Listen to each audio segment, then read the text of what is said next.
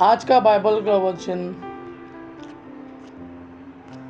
इज़ीकेल का ग्रंथ अध्याय 47 वचन 1 से 9 वचन 12 और आज का सुसमाचार सन यूहन्ना के अनुसार अध्याय 5 वचन 1 से 16।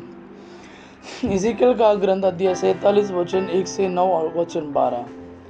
वह मुझे मंदिर के द्वार पर वापस ले आया।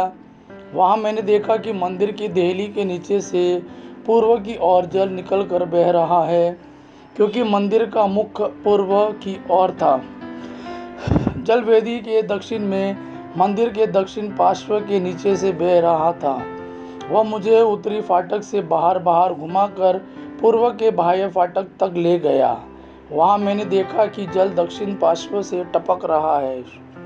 उसने हाथ में माप की डोरी लेकर पूर्व की ओर जाते हुए 1000 हाथ की दूरी नापी। तब उसने मुझे जलधारा को पार करने को कहा। पानी टखनों तक था।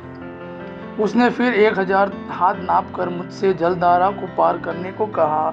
पानी घुटनों तक था। उसने फिर 1000 हाथ नापकर मुझसे जलधारा को पार करने को कहा। पानी कमर तक था। उसने फिर 1000 हाथ की दूरी नापी। अब मैं उस जलधारा को पार नहीं कर सकता था।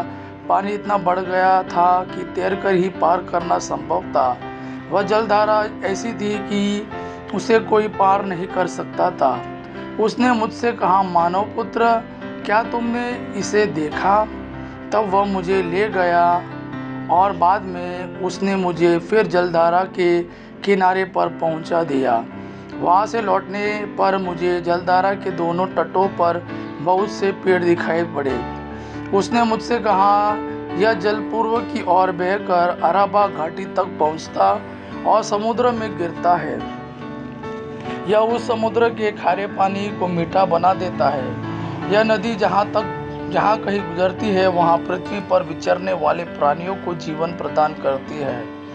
वहाँ बहुत सी मछलियाँ पाई जाएगी, क्योंकि वह धारा समुद्र का पानी मीठा कर देती है और जहाँ कहीं भी पहुँचती है जीवन प्रदान करती है। नदी के दोनों तटों पर हर प्रकार के फलदार पेड़ उगेंगे। उनके पत्ते नहीं मुरझाएंगे और उन पर कभी फलों की कमी नहीं होगी।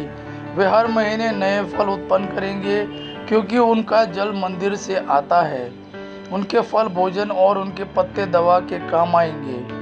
आज का सुसमाचार सन यूहन्ना के अनुसार अध्याय 5 वचन 1 से 16। इसके कुछ समय बाद ईसा यहूदियों के किसी पर्व के अवसर पर यरूशलेम गए।